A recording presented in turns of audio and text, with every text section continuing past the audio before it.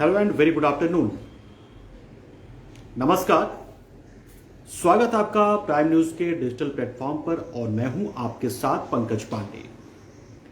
बातें कई आप लोगों के साथ करनी है, लेकिन एक गुजारिश भी उससे पहले कि आप लोग जुड़े, क्योंकि आपके साथ जब हम जुड़ते हैं तो फिर किसी भी खबर को विभिन्न पहलुओं से देख पाने की एक अलग सी क्षमता हमें विकसित होने लगती है। लिहाजा हम कोशिश करते हैं कि उन खबरों पे आपके व्यू को भी जाने, आपको आपके बारे में भी जाने। तो ऐसे में कुछ खबरों को लेकर तो हम आए आपके पास, लेकिन उसके अलावा भी अगर आपको कुछ और खबरों के बारे में जानना है या उस पर आपको चर्चा करना चाहते हैं, अपने व्यूज आप रखना चाहें, तो भी आप अपने व्यूज रख सकते हैं, क्योंकि प्राइम न्यूज हमेशा से ही अपने दर्शकों को लेकर संवेदनशील रहा है। एक कोशिश हमेशा हमारी रहती है कि आपके साथ इंटरेक्शन हमारा हो जाए।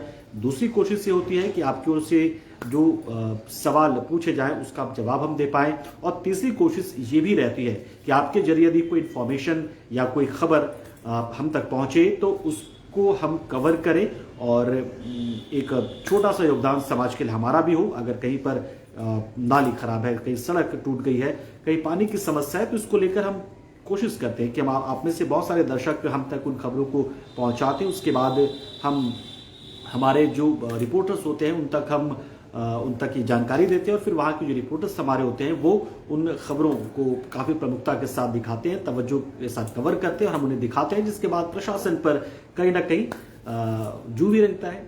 खैर, तो ये तो आपकी हमारी अपनी बात हो गई, आपकी अगल बगल समाज की बात हो गई, लेकिन सबके बीच में हमारे समाज में एक नई चीज इन दिनों थी, जिस पर आज सुप्रीम कोर्ट में सुनवाई हुई। मामला समलैंगिक विवाह का है, यानी कि सेम सेक्स में विवाह का।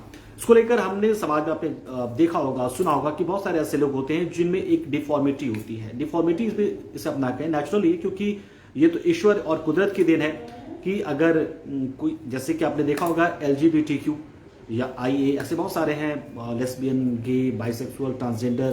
तो इस तरीके से इन लोगों की ओर से लगातार इस बात की मांग की जा रही थी, कई सारी याचिकाएं दाखिल की गई थी और कि इसे कानूनी मान्यता दी जाए, क्योंकि बहुत सारे देशों में इस वक्त अगर हम बात करें तो करीब करीब 34 देशों में समलैंगिक विवाह को मान्यता प्राप्त है। 34 से 35 देश और 22 देश ऐसे हैं जिन्हें कानूनी मान्यता तो है नहीं, लेकिन वहां मतलब 20 से 22 ऐसे देश हैं जहां उनको मान्यता मिली हुई है। लेकिन 34 देश ऐसे भी हैं जिनको कानूनी मान्यता मिली, यानी कि कानून तौर पर आप वहां शादी करने के बाद अगर समलैंगिक विवाह आपने किया है तो बाकायदा उसको रजिस्टर भी करा सकते हैं। और सबसे हैरान करने वाली बात है कि 10 मुस्लिम देश भी ऐसे हैं जहां पर समलैंगिक शादी को मान्यता मिली हुई है। आमतौर पर हमारे बीच में एक धारणा यही है कि जो मुस्लिम समाज है वो अपने धर्म को लेकर काफी कट्टर है और अपने जो परंपराएं हैं या जो शरिया कानून है उसमें बहुत ज्यादा बदलाव वो नहीं चाहता है। लेकिन आपको जानकर हैरानी होगी कि 10 मुस्लिम देश ऐसे भी हैं जहां पर समलैंगिक विवाह को मान्यता मिली हुई है, जैसे कजाकिस्तान, नाइजीरिया, ऐसे बहुत सारे देश हैं, तो वहां पर इसे मान्यता मिली हुई है। खैर, हम उनकी बात नहीं करें, लेकिन आज देश में एक संविधान पीठ बैठा। संविधान पीठ यानी कि सुप्रीम कोर्ट में वो पीठ जो मुख्य न्यायाधीश की अध्यक्षता में वो पीठ बैठता है और कम से कम 5 जजेस उसमें होते हैं। और फिर वो बैठक करने के बाद उसमें कुछ ऐसे फैसलों को लेकर ये पीठ अपना निर्णय सुनाती है जो संविधान से जुड़ी होती कहीं ना कहीं। तो आज समलैंगिक विवाह को लेकर इस सुप्रीम कोर्ट में सुनवाई हुई।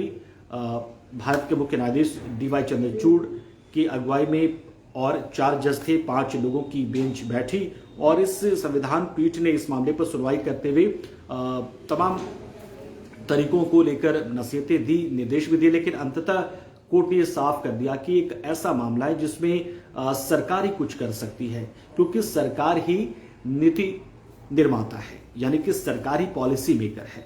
ऐसे में सरकार यानी कि विधायिका के अधिकार क्षेत्र में यह अतिक्रमण हो जाएगा। लेकिन एक साथ इस दौरान उन्होंने ये भी कहा कि लेकिन ये समाज को खुद इसके लिए आगे बढ़ना पड़ेगा और हो सके तो जो सरकार है इसको लेकर एक उच्च स्तरीय समिति बनाए, क्योंकि अगर समाज में इस तरह की चीजें हैं मौजूद और ये सरकार भी मानती है और समाज भी मानता है कि तमाम चीजें कुदरती हैं, तो फिर कुदरत के ओर से बनाए गए इन चीज़ों को लेकर आपको भी तो कुछ न कुछ उसको थोड़ा ऑर्गेनाइज करना पड़ेगा। लेकिन बता दें आपको कि इसके बीच सरकार से जब पूछा गया, जब सुप्रीम कोर्ट ने पूछा कि आखिर क्या बाध्यता इसमें है, तो सरकार ने साफ कहा कि भाई ये हमारी परंपराओं का हिस्सा नहीं है, और इस वजह से सरकार ने साफ मना कर दिया कि हम इसको किसी भी सूरत में हम अपनी ओर से इस पर कोई पॉलिसी नहीं बनाने वाले हैं। हाँ, ये समाज की चीज़ है, समाज जब चाहेगा तो समाज में इसे मान्यता मिल जाएगी। लेकिन फिलहाल जो सरकार की ओर से कुछ बिंदु उठाए गए, खासतौर से कि जैसे कि जब उत्पीड़न होता है, घरेलू उत्पीड़न होता है महिलाओं के साथ में दहेज को लेकर या फिर किसी भी वजह से, तो उस केस में जब अगर शादी समलैंगिक होगी तो कौन पत्नी वाला पक्ष होगा, कौन पति वाला पक्ष होगा, ये मामला थोड़ा जटिल हो जाएगा। इसके अलावा बच्चा गोद लेने को लेकर भी चर्चा हुई, लेकिन अंत तक कुल मिलाकर ये हुआ कि सरकार ने कहा कि ठीक है, हम सरकार का साफ कहना है कि तो अब सुप्रीम कोर्ट ने भी इसमें मना कर दिया, बोला कि हम कानूनी मान्यता नहीं दे सकते और इसलिए इसकी वैधानिकता को लेकर आप कोई चैलेंज ना करें, ये पॉलिसी मेकर्स हैं वही इसको तैयार करेंगे। चलिए, तो ये बात तो हमने कर ली, लेकिन सबके बीच में अब चलिए थोड़ी राजनीति की बातें भी। राजनीति की बातें इसलिए जरूरी है क्योंकि देखिए यूपी में 80 सीटें हैं और इन 80 सीटों को लेकर हर एक पार्टी की ओर से लगातार कोशिशें की जा रही हैं कि 80 की 80 सीटें वो अपनी झोली में डाल लें। हालांकि ठीक है, सपना तमाम पार्टियां देखती है और सपना देखने में और उसकी हकीकत में काफी अंतर होता है, और यही वजह है कि दावा करने वाली पार्टियों को भी खूब मेहनत करना पड़ता है। फिर चाहे वो बीजेपी ही क्यों ना हो जाए, केंद्र में सत्ता में है, राज्य में सत्ता में है, बावजूद लोकसभा चुनाव को लेकर और इन 80 लोकसभा सीटों को जीतने का लक्ष्य लेकर लगातार मुस्तैदी के साथ बीजेपी आगे बढ़ रही है और तमाम तरह की रणनीतियों के साथ आगे बढ़ रही है। इसी कड़ी में बुलंदशहर में एक महिला सम्मेलन हुआ, नारी शक्ति वंदन सम्मेलन यहाँ पर हुआ, जिसमें मुख्यमंत्री योगी आदित्यनाथ पहुंचे थे और महिलाओं को लेकर केंद्र सरकार की ओर से और बीजेपी की ओर से किए गए कामकाज को उन्होंने गिनवाया और बताया कि कैसे महिलाएं एक प्राथमिकता हमारे लिए रखती हैं। हमारे लिए हमेशा से जो महिलाएं होती है वो हमें प्राथमिकता में हमारी रही है।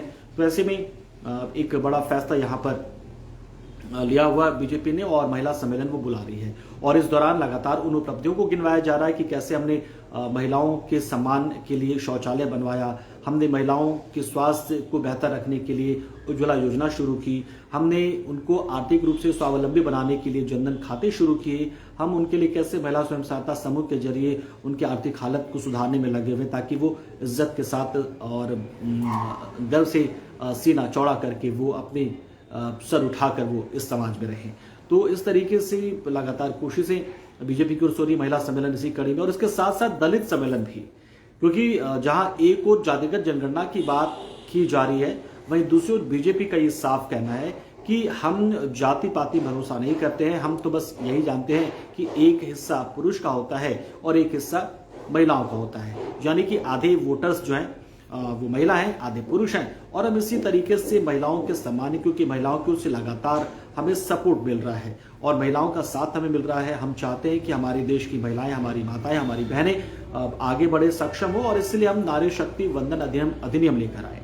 तो तमाम की ओर से लुभाने की कोशिश, और इन सब के बीच में हापुड़ पर अभियान चलाया गया, दलित बस्तियों में जाकर उनसे पूछा गया, उनसे बातचीत की गई कि इस सरकार में आपको क्या अच्छा लगता है, फीडबैक लिया गया, कुल मिलाकर संपर्क किया गया, फीडबैक लिया गया कि सरकार में आपके लिए जो योजनाएं हम चला रहे हैं वो कितने बेहतर हैं और उसका कितना फायदा आपको मिल रहा है। और अब इसी कड़ी में इसका अगला स्टेप जो है वो आप इस रूप में देखिए कि वो जो अगला स्टेप है वो दलित महासम्मेलन का है। तो इस तरीके से बीजेपी की महिला और दलित सम्मेलनों की शुरुआत हुई है और इसी कड़ी में आज की शुरुआत हापुड़ से हुई, लेकिन जिसका समापन होगा वो होगा नवंबर में, और उसमें अमित शाह और जेपी नड्डा पहुंचेंगे बाकायदा। फिलहाल बीजेपी 6 महिला दलित सम्मेलन बुलाने वाली है।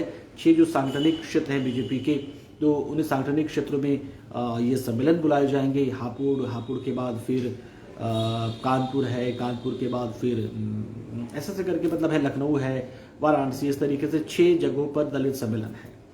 तो ये भी एक महत्वपूर्ण खबर जिस पर प्राइम न्यूज़ की नज़र रही है, दलित सम्मेलन पर, महिला सम्मेलन पर। बुलंदशहर में भी पीएम पहुंचे थे महिला सम्मेलन में शामिल होने के लिए, तो महिला सम्मेलन में उन्होंने वहां पर सम्मेलन में शामिल तो हुए। इसके साथ साथ 634 करोड़ की सौगात भी बुलंदशहर को दी और करीब 236 या 234 योजनाओं का लोकार्पण और शिलान्यास किया है।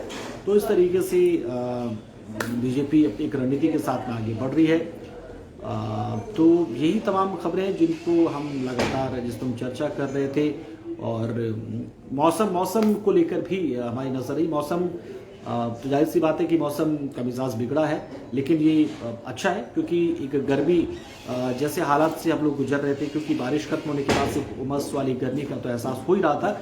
लेकिन कल देर रात एनसीआर में और यूपी के कई हिस्सों में जो बारिश हुई, उस बारिश के बाद से चीज़ें थोड़ी सी बदल गई हैं। थोड़ी सी सेहरन फिजा में ज़रूर है, मौसम में थोड़ी सी ठंडक का एहसास होने लगा है। यानी कुल मिलाकर आप मानिए कि एक सर्दी के दिनों की शुरुआत आप इसे मान सकते हैं। हालांकि बीच का मौसम का कहा नहीं जा सकता, बीच में अगर गर्मी बढ़ गई तो कह नहीं सकते, वरना मौसम विभाग ने तो माना कि तापमान में अब गिरावट ही होती जाएगी धीरे धीरे और हम ठंड के आगोश में आ जाएंगे बहुत जल्द। तो देखिए अप्रैल से लेकर लगातार गर्मी, बारिश को हमने झेला है, बारिश और साथ में गर्मी को तो, लेकिन अब बारी आ गई अक्टूबर के आखिर होते होते तक हम हो सकता है कि गर्म कपड़े में हम दिखना शुरू हो जाए। हाँ, ये बात तो सच है कि बहुत से घरों में जो एसी वाले घर हैं वहाँ पे एसी चलना भी अब इस मौसम में बंद हो जाएगा।